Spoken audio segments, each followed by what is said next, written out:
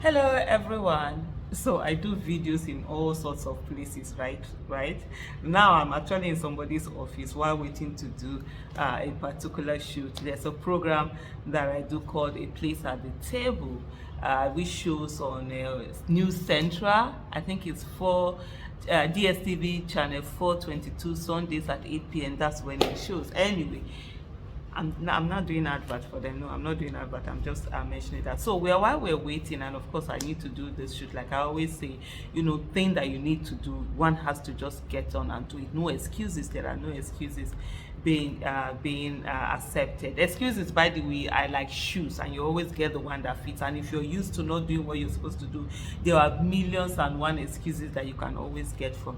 Today, I just want to talk about this whole issue of Nigeria and is it Binance? I hope I got that spelling. Whether it's Binance, I don't. I should have actually checked how they pronounce it. This cryptocurrency company where the Nigerian government is sort of like blaming them that they're the ones who are speculating and trading with the Naira. That's the reason why Naira has been, the valuation of Naira. But one of the things of someone is going to come in. No problem, go ahead. I'm going to check on you and know how your flight was going. No, okay, yeah, I'm good. I'm just doing a video. Thank you. Just making all the other arrangements for the show. Oh, okay. Okay, thank you. Okay, sorry, I said I was doing this in someone's office, so that's it. You have to bear and know you don't pay. Okay, so don't be angry. So yeah, please just don't mind that. But this is so that it's real. For me, I just keep it real. It's just the way that it is.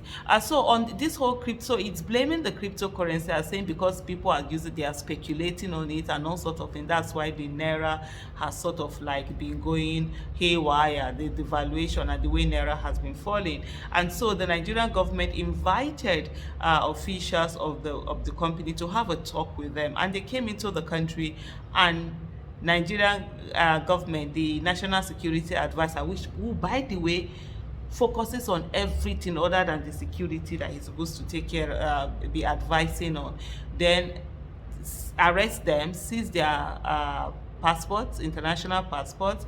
A few days after that, they said that they've imposed a fine of $10 billion US dollars on the company, and then they are asking for them to also give them the list of all Nigerians that are trading. I'm like, you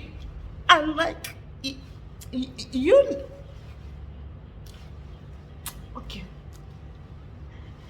So the question is that fine or ransom? We are talking about kidnapping that is always happening in Nigeria. Is the Nigerian government in the business of kidnapping? Now, because this is not kidnapping, I don't know what kidnapping is. You understand? You bring someone in. This one is even the one that you now lure the person in. They come. You're supposed to have business. These are people who are saying that Nigerians who are on social media complaining about the bad governance in Nigeria, that they are the ones demarketing the nation. This habit of theirs, they don't think is demarketing Nigeria. You say you want to have foreign direct investment coming, you want all sorts of investment to come into Nigeria, and you are behaving in such a reckless manner. I remember the time that Mr. Peter Obi talked, when they were talking about, in terms of dollar, in terms of the economy, and he was talking about the rule of law. It's a huge factor when it comes to economy. Oh Lord have mercy. What insult did they not give that man? They insulted Mr. Peter Obi from left, right, center, that he doesn't know anything, he's an Onitsha-based trader, kiniko. Most of them didn't get the import of the rule of law. Who is going to invest in a country where you can just come in and some people somewhere will just decide that, hey, they're just going to take over your money, and then you don't have any recourse, any legal recourse, because of course the legal system is in their pocket. You think people are going to pack themselves and come and invest? I've said this thing before, I'm going to say this thing again.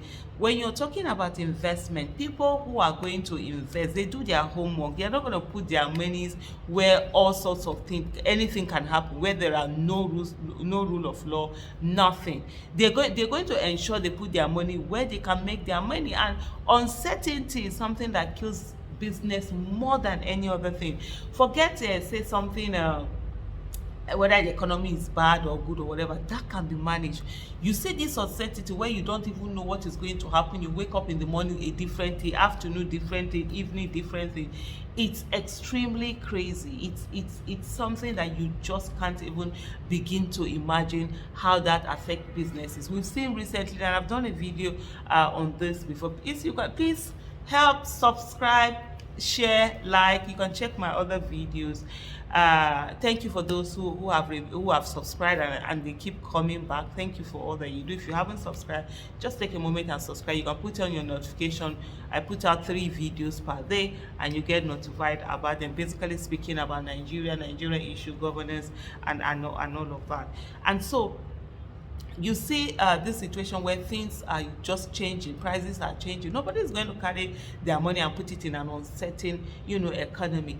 A lot of companies have had their, what do they call it, funding something wiped out, their shareholder funds wiped out, losses. MTN is posting losses. Dangote posted profit, even though his turnover rate, even though this thing reduced, the number of units sold, cement sold reduced. Of course, how many people, it's not a person that have money that will be building houses, but because of the increase in price, it did. But in terms of foreign fund, there was reduction. MTN to Nestle, these are companies that are like, big companies that ordinarily, these are costs that really do quite well. They are following this thing, they are just being wiped out left, right, and center. I don't want this video to be too long. Let me just be okay. I think we're still within the time. And so a lot of suffering going on, and you can see the fact that it's all about bad governance, bad policies, nothing being done. I was just having a conversation with someone, the person whose office I'm in, and we're just having this conversation. He was like, he has really been surprised with the fact that Tinubu during his campaign talked about the fact that, Nigerians should be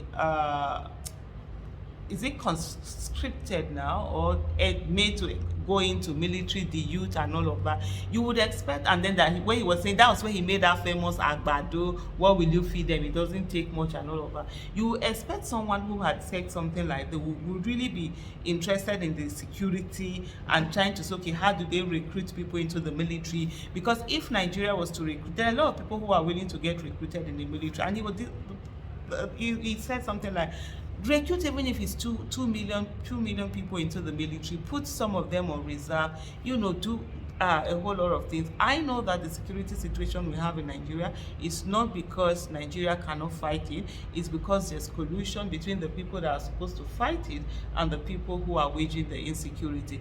It's because there's no political will, because it favors them for them to do that.